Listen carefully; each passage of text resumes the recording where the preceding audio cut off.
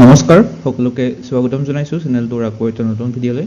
So আজিৰ ভিডিঅ'টোত আমি উইকলি কাৰেণ্ট এফেয়াৰ্ছৰ 8 তাৰিখৰ পৰা 14 ডিচেম্বৰ তাৰিখলৈকে যিখিনি ইম্পৰ্টেণ্ট কাৰেণ্ট এফেয়াৰ্ছ আছে এইখিনি আমি ডিছকাছ কৰিম।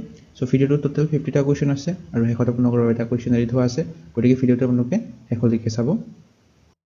লগতে যদি আপোনালোকে লাষ্ট 12 মান্থছ কাৰেণ্ট এফেয়াৰ্ছৰ কণ্টেণ্টখিনি ল'ব বিচাৰে আমাৰ চেনেলটোৰ 2100 অধিক MCQ আছে এই বুকলেটখনত। কাৰেণ্ট প্ৰাইচ হৈছে কেৱল 80 ৰুপিজ।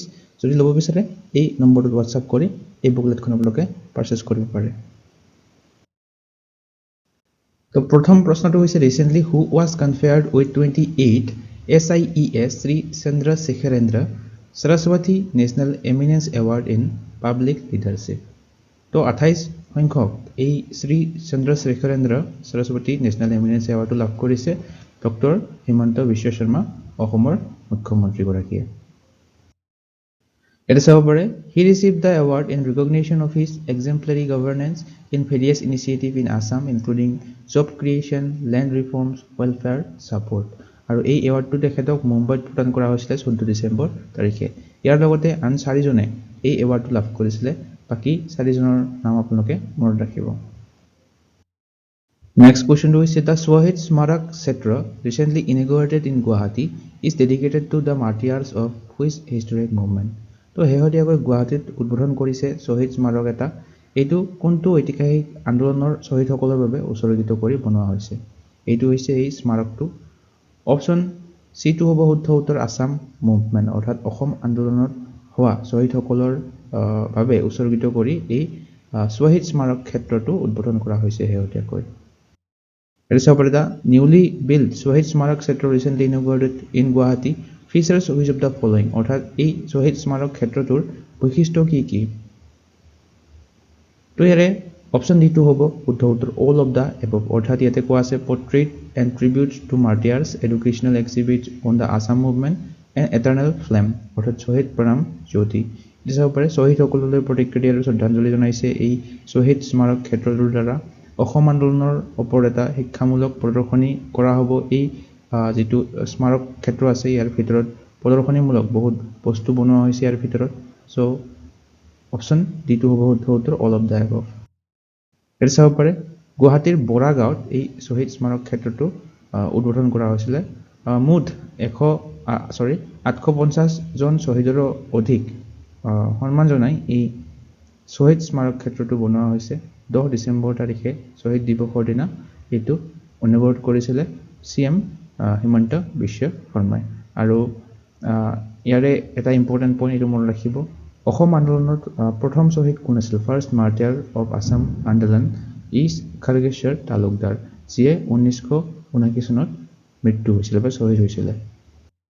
নেক্সট কুৱেশ্যনটো হৈছে recently Assam won how many medals in Asian youth para games 2025 held in Dubai? শেহতীয়াকৈ ডুবাইত অনুষ্ঠিত হোৱা এছিয়ান ইউথ পেৰা গেমছ 2025ত অসমে টোটেল 5টা মেডেল লাভ কৰিছে। এইটো চাব পাৰে ডুবাইত অনুষ্ঠিত হৈছিল এই খেলখন, 5টা মেডেল অসমে লাভ কৰিছে। অসমৰ পৰা দুজনে মেডেল লাভ কৰিছে, 5টা মেডেল দুজনে লাভ কৰিছে, অনিস্মিতা কৌৰ আৰু লালৰাম চৌক হমাৰ। নেক্সট কুৱেশ্যনটো হৈছে recently who won gold medal in long jump for Assam at the Asian youth para games 2025? তো আমি অলপ আগতে বৰ্ডৰ টোটেল 5টা মেডেল লাভ কৰিছে। তো গোল্ড মেডেল কোনে লাভ কৰিছে লং জাম্প ইভেণ্টত? অপশ্যন এ অনিস্মিতা কৌৰে লাভ কৰিছে এছিয়ান ইউথ পেৰা গেমছত গোল্ড মেডেল লং জাম্প ইভেণ্টত। ইয়াতে চাব পাৰে অনিস্মিতা কৌৰে টোটেল 3টা মেডেল লাভ কৰিছিলে, এটা গোল্ড, এটা চিলভাৰ, এটা ব্ৰঞ্জৰ পদক। আকৌ লালৰাম চৌক হামাৰে গোল্ড এটা লাভ কৰিছিলে জেভলিন থ্ৰ' প্ৰতিযোগিতাত, ব্ৰঞ্জৰ পদক এটা লাভ কৰিছিলে ডিছকাছ থ্ৰ' প্ৰতিযোগিতাত। So next to it, a very important question. Which Indian state hosted Saraisung Festival to revive Asia's first protected royal bird sanctuary? তো Saraisung Festival to শেহতীয়াকৈ অসমতে আমাৰ অসম ৰাজ্যখনতে আয়োজন কৰা হৈছিল এই মহোৎসৱটো। আৰু এই Saraisung Festivalটো পৃথিৱীৰ আটাইতকৈ বৃহৎ নদীদ্বীপ মাজুলী নদীদ্বীপত অনুষ্ঠিত হৈছিল। কিয় অনুষ্ঠিত হৈছিল? To revive the historical royal bird sanctuary, Asia's first protected royal bird sanctuary. Next question is recently Indian Army's first community radio station was launched in which Indian state? ভাৰতীয় সেনাৰ প্ৰথমটো কমিউনিটি ৰেডিঅ' ষ্টেচন ভাৰতৰ কোনখন ৰাজ্যত মুকলি কৰা হৈছে Arunachal Pradesh option বিটো হ'ব কাৰেক্ট এনসাৰ এটা চাব পাৰে এই ফাৰ্ষ্ট কমিউনিটি ৰেডিঅ' ষ্টেচনটোৰ নাম হৈছে ৰেডিঅ' দিৰাং 88.4 FM এইটো শেহতীয়াকৈ অৰুণাচল প্ৰদেশত ইনগ্ৰেট কৰা হৈছে নেক্সট কুৱেশ্যনটো হৈছে recently central government has given 27 Navratna status to the Numaligarh refinery limited of which state তো একেবাৰে সহজ প্ৰশ্ন শেহতীয়াকৈ কেন্দ্ৰীয় চৰকাৰে নুমলীগড় শোধনাগাৰ লিমিটেডক 27 সংখ্যক নৱৰত্ন মৰ্যাদা প্ৰদান কৰিছে তো এই নুমলীগড় শোধনাগাৰখন সকলোৱে জানো আমাৰ অসমত আছে It is over Numaligarh Refinery Limited becomes 27th Navaratna CPSE. CPSE ৰ সম্পূৰ্ণ ৰূপে মনত ৰাখিব Central Public Sector Enterprises. Over Numaligarh Refinery Limited located in Assam, Central Government conferred 27 Navaratna status. তো এইটো মনত ৰাখিব কিমানতম নৱৰত্ন status প্ৰদান কৰিছে 27th. Question 2 is according to Chief Minister Hemanta Biswa Sharma, by which year will Assam achieve the status of power surplus state? তো হেহতীয়া কৈ হেমন্ত বিশ্ব শৰ্মাই ঘোষণা কৰিছে যে অসমে বিদ্যুৎ ক্ষমতা অধ্যুত ৰাজ্যৰ মৰ্যাদা লাভ কৰিব 2031 চনৰ ভিতৰত অৰ্থাৎ 2031 টাৰ্গেট কৰা হৈছে চনটোক This is over. According to Hemanta Biswa Sharma, Assam aims to become power surplus state and start supplying electricity to neighboring region by 2031. অৰ্থাৎ যিবিলাক আমাৰ কাখৰীয়া অঞ্চল আছে এইবিলাকত আমাৰ অসমে ইলেক্ট্ৰিচিটি প্ৰভাইড কৰিব পাৰিব প্ৰথম প্ৰশ্নটো হৈছে Recently, which university conferred an honorary D.Litt degree posthumously on Zubin Garg? শেহতীয়াকৈ কোনখন বিশ্ববিদ্যালয়ে জুবিন গাৰ্গক মৰণোত্তৰভাৱে D.Litt ডিগ্ৰী প্ৰদান কৰিছে D.Litt ইয়াৰে সম্পূৰ্ণ ৰূপটো হৈছে ডক্টৰ অফ লিটাৰেচাৰ তো এই ডিগ্ৰীটো শেহতীয়াকৈ মৰণোত্তৰভাৱে জুবিন গাৰ্গক প্ৰদান কৰিছে কটন ইউনিভাৰ্চিটি কটন বিশ্ববিদ্যালয়ে শেহতীয়াকৈ প্ৰদান কৰিছে সবৰে 9 ডিসেম্বৰ তাৰিখে কটন ইউনিভাৰ্চিটিয়ে জুবিন গাৰ্গক মৰণোত্তৰভাৱে এই D.Litt ডিগ্ৰীটো প্ৰদান কৰিছে তেওঁলোকৰ কটন ইউনিভাৰ্চিটিৰ 4th কনভকেশ্যনত কিয় দিয়া হৈছে recognising Zubeen Garg's outstanding contribution to music cinema culture heritage আৰু এই এৱাৰ্ডটো জুবিন গাৰ্গৰ হৈ তেওঁৰ ফোনিয়েক তেখেতৰ সিস্টাৰ ডক্টৰ পালমি বৰদপুৰে গ্ৰহণ কৰিছে next question Recently, who won men's single title at 2025 Guwahati Masters? তো শেহতীয়াকৈ গুৱাহাটী মাষ্টাৰ্ছ খেল পাইছে কোনে এই পুৰুষৰ একক খিতাপটো জয় কৰিছে অপশ্যন বিটো হ'ব শুদ্ধ উত্তৰ শংকৰ সৰস্বত ওকে এই শংকৰ সৰস্বতে মেন্স সিঙ্গল টাইটেল 2025 টো লাভ কৰিছে খিতাপটো পৰে Shankar Saraswat won the title belongs to Sodpur Rajasthan অৰ্থাৎ তেখেত ৰাজস্থানৰ এগৰাকী খেলুৱৈ হয় আৰু এই গুৱাহাটী মাষ্টাৰ্ছ এইটো বেডমিণ্টন খেলৰ সৈতে জড়িত এইটো মনত ৰাখিব বেডমিণ্টন খেলৰ সৈতে জড়িত entire tournament was related to badminton এইটো চাব পাৰে women's category কোনে লাভ কৰিছে men's category পৰিলো শংকৰ সৰস্বতী women'sৰ category লাভ কৰিছে টুং জু টুং তেখেত হৈছে চাইনিজ টাইপৰ এগৰাকী খেলুৱৈ Question is recently which railway zone achieved a major digital milestone by implementing a 100% biometric sign-on sign-off system for all ticket checking staff. So sign-off system to 100% implement korise North Eastern Frontier Railway. Next question is which university topped medal tally of Khelo India University Games 2025? Khelo India Vishwavidyalaya Games 2025 চনৰ শীৰ্ষস্থান কোনে লাভ কৰিছে option D two হ'ব শুদ্ধ উত্তৰ Chandigarh university Chandigarh বিশ্ববিদ্যালয়ে শেহতীয়াকৈ খেলো ইণ্ডিয়া বিশ্ববিদ্যালয় গেমছত শীৰ্ষস্থান দখল ইট হ'ব পাৰে এই খেলো ইণ্ডিয়া ইউনিভাৰ্চিটি গেমছটো ক'ত অনুষ্ঠিত হৈছিল ৰাজস্থান ৰাজ্যখনত অনুষ্ঠিত হৈছিল চণ্ডীগড় ইউনিভাৰ্চিটিখনে শীৰ্ষস্থান লাভ কৰিছে টোটাল 67টা মেডেল লাভ কৰিছে তাৰে 42টা গোল্ড মেডেল 14টা সিলভাৰ মেডেল 11টা ব্ৰঞ্জৰ মেডেল ইয়াৰ লগতে লাভলি প্ৰফেচনেল ইউনিভাৰ্চিটি এখেতে সেকেন্ড প্লেস লাভ কৰিছে এই ইউনিভাৰ্চিটিখনে টোটাল 78টা মেডেল লাভ কৰিছিল কিন্তু গোল্ড কেৱল 32টা লাভ কৰিছিল সো 67 অৰ্থাৎ 42 গোল্ড মেডেল যিয়ে বেছি লাভ কৰে এইখন ইউনিভাৰ্চিটি শীৰ্ষ বুলি ধৰা হয় গতিকে চণ্ডীগড় ইউনিভাৰ্চিটিখন শীৰ্ষস্থান দখল কৰিছে Question 2 is what is the name of the initiative that is proposed by Department of Post to create a digital addressing system in India? তো ভাৰতত এক ডিজিটেল ঠিকনা ব্যৱস্থা সৃষ্টিৰ বাবে ডাক বিভাগে শেহতীয়াকৈ এটা পদক্ষেপ লৈছে সেই পদক্ষেপটোৰ নাম কি অপশ্যন বিটো হ'ব উত্তৰ থ্ৰুবাটো হৈছে এই ইনিচিয়েটিভটোৰ নাম যিটো ডিপাৰ্টমেণ্ট অফ পোষ্টে শেহতীয়াকৈ লৈছে আৰু এই থ্ৰুবা ইনিচিয়েটিভটোৰ সম্পূৰ্ণ ৰূপটো হৈছে digital hub for reference and unique virtual address তো সম্পূৰ্ণ ৰূপটো আপোনালোকে মনত ৰাখিব ইম্পৰ্টেণ্ট হ'ব আগন্তুক এক্সামসমূহত ডিপাৰ্টমেণ্ট অফ পোষ্ট অৰ্থাৎ ডাক বিভাগে এই ইনিচিয়েটিভটো লৈছে আণ্ডাৰ পোষ্ট অফিচ এক্ট 2023 আৰু এই থ্ৰুবা এই ইনিচিয়েটিভটোৰ এইমটো কি লক্ষ্যটো কি এইটোৱে এটা প্ৰামাণিক আন্তঃকাৰ্যকাৰী আৰু জিঅ' কোড ঠিকনা অৰ্থাৎ যিটো আছে জিঅ' কোডেড এড্ৰেছ ছিষ্টেম ইয়াৰ সৈতে এটা দেশব্যাপী ডিজিটেল ৰাজহুৱা আন্তঃগাঁথনি সৃষ্টিৰ লক্ষ্য কৰিছে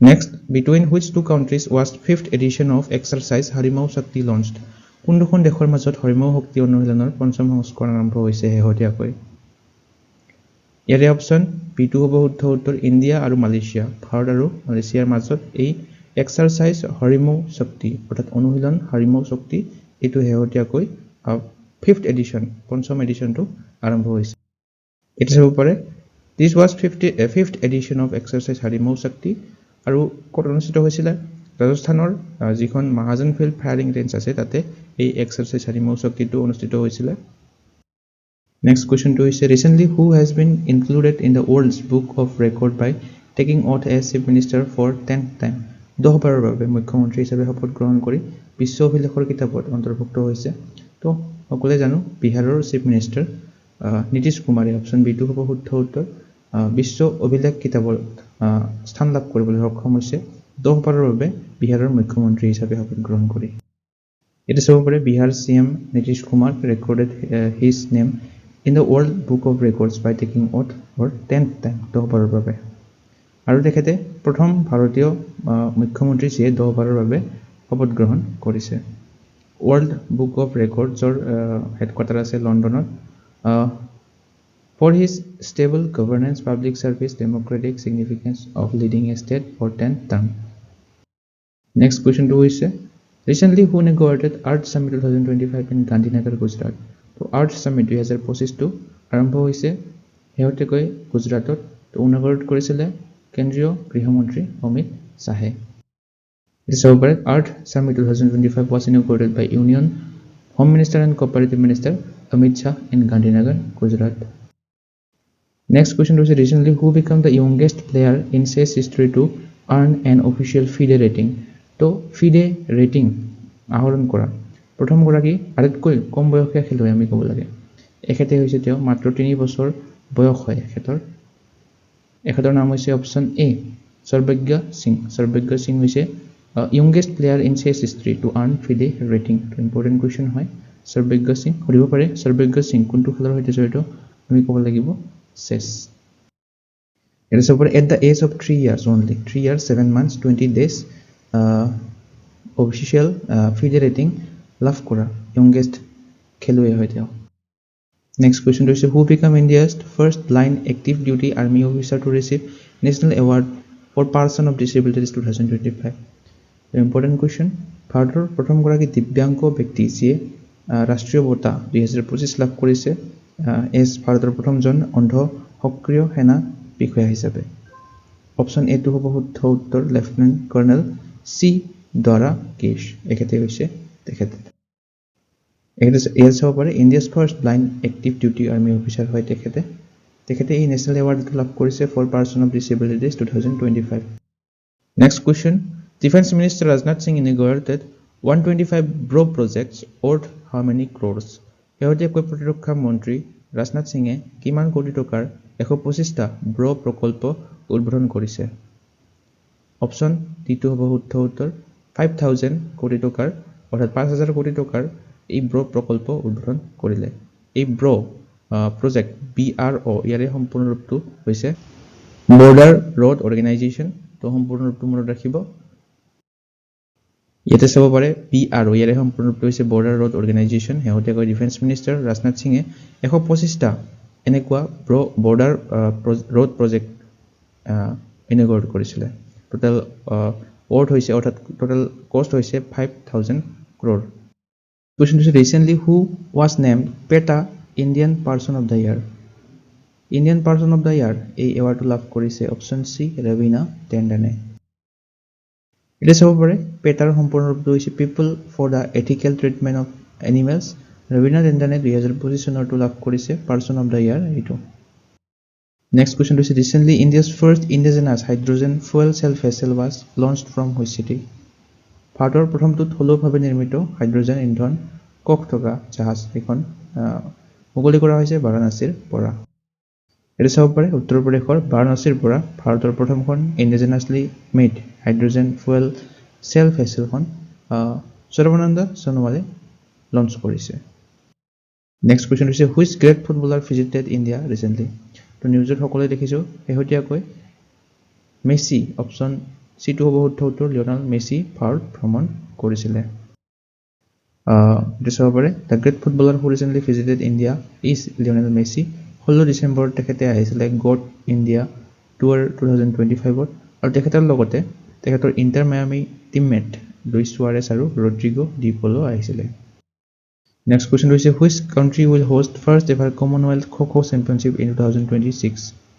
তো কমনৱেলথ খো চেম্পিয়নশ্বিপ আয়োজন কৰা হ'ব ভাৰতত। এইটো চাব পাৰে 2026 চনৰ খো চেম্পিয়নশ্বিপ কমনৱেলথৰ খো চেম্পিয়নশ্বিপ ভাৰতত আয়োজন কৰা হ'ব মাৰ্চৰ 9 তাৰিখৰ পৰা 14 তাৰিখলৈকে। নেক্সট কুৱেশ্যন হৈছে who is the winner of the global humanitarian award 2025। গোলকীয় মানৱীয়তা বঁটা 2025 চনৰটো লাভ কৰিছে এখেতে অপশ্যন এ অনন্ত আম্বানীয়ে। নেক্সট কুৱেশ্যনটো হৈছে who became the CEO of the year 2025। CEO of the year 2025টো হৈছে নীল মোহন, এখেতে হৈছে নীল মোহন। চ' এইটো চাব পাৰে নীল মোহন হৈছে ইউটিউবৰ চিফ এক্সিকিউটিভ অফিচাৰ, তেখেতে টাইমছ মেগাজিনছ এই CEO অফ দ্য ইয়াৰ এই এৱাৰ্ডটো লাভ কৰিছে। নেক্সট কুৱেশ্যনটো হৈছে recently it was announced that India first power museum will be developed which place.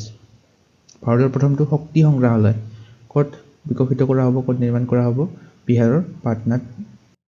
Next কুৱেশ্যনটো হৈছে what was the theme of human rights day 2025। শেহতীয়াকৈ মানৱ অধিকাৰ দিৱস পালন কৰা হৈছে 2025 চনত 10 ডিচেম্বৰত পালন কৰা হয় প্ৰতি বছৰে। এইটো মনত ৰাখিব হিউমেন ৰাইটছ ডে। এই বছৰৰ থিমটো আছিলে option C human rights our everyday essentials. Next কুৱেশ্যনটো হৈছে which Indian state became the first to achieve 100% digitisation of voter list under special intensive revision 2026। SIR 2026ৰ অধীনত 100% ডিজিটেলকৰণ লাভ কৰা প্ৰথমখন ভাৰতীয় ৰাজ্য হৈছে ৰাজস্থান ৰাজ্যখন। এইটো চাব পাৰে বিশেষ নিবিড় পুনৰীক্ষণ 2026ৰ অধীনত ভোটাৰ তালিকাৰ 100% ডিজিটেলাইজেশ্যন লাভ কৰা এই ৰাজস্থান ৰাজ্যখন হৈ পৰিছে। নেক্সট কুৱেশ্যনটো হৈছে international anti corruption day is observed on every year which date. আমি ক'ব লাগে কোন তাৰিখে পালন কৰা হয়। 9 ডিচেম্বৰত এণ্টি কাৰাপশ্যন ডে পালন কৰা হয়, আন্তঃৰাষ্ট্ৰীয় দুৰ্নীতি বিৰোধী দিৱস পালন কৰা হয়। এই বছৰৰ থিমটো মনত ৰাখিব uniting with youth against corruption shaping tomorrow's integrity. কুৱেশ্যনটো হৈছে which organisation has recently launched PaRVA to curb misleading return claims. Option B হ'ব শুদ্ধ উত্তৰ চেবি অৰ্থাৎ securities and exchange board of ইণ্ডিয়াই। আৰু এইটো চাব পাৰে পাৰ্ভাৰ সম্পূৰ্ণ ৰূপটো হৈছে past risk and return verification agency. Next কুৱেশ্যনটো হৈছে which is the first payment bank to get small finance bank approval. Small finance বেংকৰ অনুমোদন লাভ কৰা প্ৰথমটো পেমেণ্ট বেংক কোনটো। অপশ্যন চিটো হ'ব শুদ্ধ উত্তৰ ফিনো স্মল ফাইনেন্স বেংকে শেহতীয়াকৈ RBIৰ স্মল ফাইনেন্স বেংকৰ অনুমোদন লাভ কৰিছে। এইটো চাব পাৰে Reserve Bank of India's principal অনুসৰি এই ফিনো পেমেণ্ট বেংকে ইণ্ডিয়াছ বেংকিং ছেক্টৰৰ এইটো ফাৰ্ষ্ট পেমেণ্ট বেংক হয় যিয়ে স্মল ফাইনেন্স বেংক এইটো লাভ কৰিছে। নেক্সট কুৱেশ্যনটো হৈছে which Indian festival has been added to UNESCO intangible heritage list. ইউনেস্কোৰ অস্পৃশ্য ঐতিহ্য তালিকাত কোনটো ভাৰতীয় উৎসৱ যোগ কৰা হৈছে শেহতীয়াকৈ। অপশ্যন চিটো হ'ব শুদ্ধ উত্তৰ দীপাৱলীক শেহতীয়াকৈ এড কৰা হৈছে ইউনেস্কো ইনটেঞ্জিবল হেৰিটেজ লিষ্টত। নেক্সট কুৱেশ্যন হৈছে which country will host global summit on traditional medicine. Option ডিটো হ'ব শুদ্ধ উত্তৰ তো ডিচেম্বৰ 17 তাৰিখৰ পৰা 19 তাৰিখলৈকে অনুষ্ঠিত হ'ব global summit on traditional medicine, নতুন দিল্লীত অনুষ্ঠিত কৰা হ'ব। চাব পাৰে 17ৰ পৰা 19 ডিচেম্বৰলৈকে অনুষ্ঠিত হ'ব নতুন দিল্লীত। নেক্সট কুৱেশ্যনটো হৈছে which country is hosting squash world cup 2025 squash বিশ্বকাপ 2025 আয়োজন ক'ত কৰা হ'ব বা ক'ত হৈ আছে বৰ্তমান হৈ আছে অপশ্যন চি ভাৰততে হৈ আছে এতিয়া চাব পাৰে 9 ডিচেম্বৰৰ পৰা 14 তাৰিখলৈকে অনুষ্ঠিত হৈ গৈছে ইণ্ডিয়াই হোষ্ট কৰিছে নেক্সট কুৱেশ্যনটো হৈছে where is the 7th United Nations Environment Assembly UNEA 7 being held সপ্তম সংস্কৰণ আছিল এইটো ৰাষ্ট্ৰসংঘৰ পৰিৱেশ পৰিষদ এইটো অনুষ্ঠিত হৈছিলে নেইৰোবিত এটা চাব পাৰে কেনিয়াৰ নেইৰোবিত অনুষ্ঠিত হৈছিলে এই কনফাৰেন্সটো 8 ডিচেম্বৰৰ পৰা 12 ডিচেম্বৰ তাৰিখলৈকে এই বছৰৰ থিমটো আছিলে advancing sustainable solution for a resilient planet next কুৱেশ্যনটো হৈছে recently the 10th edition of Joint Special Forces Exercise Garura Shakti has been started between India and which country তো ভাৰত আৰু কোনখন দেশৰ মাজত এই গৰুৰ শক্তি 10তম সংস্কৰণ আৰম্ভ হৈছে গৰুৰ শক্তি হৈছে অনুশীলনটোৰ নাম অপশ্যন ডি টু শুদ্ধ উত্তৰ ভাৰত আৰু ইণ্ডোনেছিয়াৰ মাজত এক্সাৰসাইজ গৰুৰা শক্তি এইটো যিটো 10তম এডিশ্যন হয় এইটো আৰম্ভ এইটো চাব পাৰে হিমাচল প্ৰদেশত এইটো কণ্ডাক্ট কৰা হৈছে ভাৰত আৰু ইণ্ডোনেছিয়াৰ মাজত 10তম এডিশ্যন আছিলে 3 ডিচেম্বৰৰ পৰা আৰম্ভ হৈছে 12 ডিচেম্বৰ তাৰিখলৈকে চলিব নেক্সট কুৱেশ্যনটো হৈছে recently how many medals did India win in ISSF International Shooting Sport Federation World Cup Final 2025 important question হয় ISSF World Cup Finalত ভাৰতে টোটাল 6টা মেডেল লাভ কৰিছে এটা চাব পাৰে কাটাৰত অনুষ্ঠিত হৈছিলে 6টা মেডেল ভাৰতে লাভ কৰিছে ইয়াৰ ভিতৰত 6জনৰ ভিতৰত সুৰুচি সিং গোল্ড মেডেল লাভ কৰিছিলে সিমৰনপ্ৰীত কৌৰে গোল্ড মেডেল লাভ কৰিছিলে সানিয়ামে সিলভাৰ মেডেল লাভ কৰিছে ঐশ্বৰী প্ৰতাপ সিং টোমাৰে সিলভাৰ মেডেল লাভ কৰিছে অনিশ ভানুৱালাই সিলভাৰ মেডেল লাভ কৰিছে আৰু সম্ৰাট ৰাণাই এটা ব্ৰঞ্জৰ পদক লাভ কৰিছে নেক্সট কুৱেশ্যনটো হৈছে হু বিকাম নিউ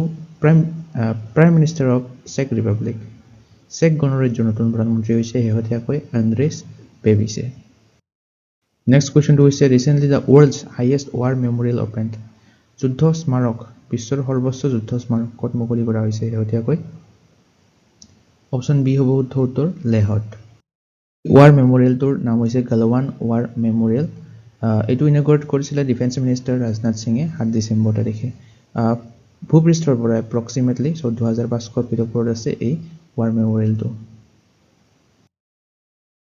নেক্সট কুৱেশ্যনটো হৈছে what is the rank of India in ISSF world cup 2025 তো অলপ আগতে পঢ়িলো ভাৰতৰ টোটেল 6টা মেডেল লাভ কৰিছিলে তো ভাৰতৰ স্থান মেডেল টেলিত কিমান হৈছিলে সেকেন্ড স্থান আছিল দ্বিতীয় স্থান নেক্সট কুৱেশ্যনটো হৈছে recently the Bharat win portal was launched by which ministry of the government of India win portal Bharat win পোৰ্টেলটো লঞ্চ কৰা হৈছে শেহতীয়াকৈ এই উইন ইয়াৰে সম্পূৰ্ণ ৰূপটো ৱাটাৰ ইনোভেশ্যন নেটৱৰ্ক উইনৰ সম্পূৰ্ণ ৰূপটো মনত ৰাখিব ৱাটাৰ ইনোভেশ্যন নেটৱৰ্ক এইটো শেহতীয়াকৈ মিনিষ্ট্ৰি অফ জল শক্তিয়ে লঞ্চ কৰিছে নেক্সট কুৱেশ্যনটো হৈছে recently the supreme court granted 30% reservation in the state bar council to whom তো 30% সংৰক্ষণ প্ৰদান কৰিছে ওমেন অৰ্থাৎ মহিলাৰ ক্ষেত্ৰত নেক্সট কুৱেশ্যনটো হৈছে recently who was declared the Times athlete of the year 2025 তো টাইমছ মেগাজিনছৰ এথলিট অফ দ্য ইয়াৰ 2025 বঁটা লাভ কৰিছে এখেতৰ নাম হৈছে এজা উইলছন অপশ্যন চিটো হ'ব শুদ্ধ উত্তৰ নেক্সট কুৱেশ্যনটো হৈছে which organisation declared UPI as the world's largest retail fast payment system শেহতীয়াকৈ UPI বিশ্বৰ সৰ্ববৃহৎ ৰিটেইল দ্ৰুত পেমেণ্ট ছিষ্টেম হিচাপে টাইটেলটো লাভ কৰিছে এইটো ঘোষণা কৰিছে ইণ্টাৰনেশ্যনেল মনিটাৰী ফাণ্ডে অপশ্যন এ হ'ব শুদ্ধ উত্তৰ ইণ্টাৰনেশ্যনেল মনিটাৰী ফাণ্ডৰ হেডকোৱাৰ্টাৰটো ক'ত আছে আপোনালোকে কমেণ্ট কৰি জনাব নেক্সট কুৱেশ্যনটো হৈছে recently which Indian got UNEP champions of the earth award 2025 UNEP champions of the earth বঁটা লাভ কৰিছিল 2025 চনতো সুপ্ৰিয়া সাহুৱে এটা চাব পাৰে সুপ্ৰিয়া সাহু এগৰাকী IAS অফিচাৰ হয় তেখেতে লাভ কৰিছে আৰ্থ এৱাৰ্ড 2025 টো ইনস্পিৰেশ্যন এণ্ড একশ্যন কেটেগৰীত লাভ কৰিছে নেক্সট কুৱেশ্যনটো হৈছে who won the gold medal in FIH junior men's hockey world cup 2025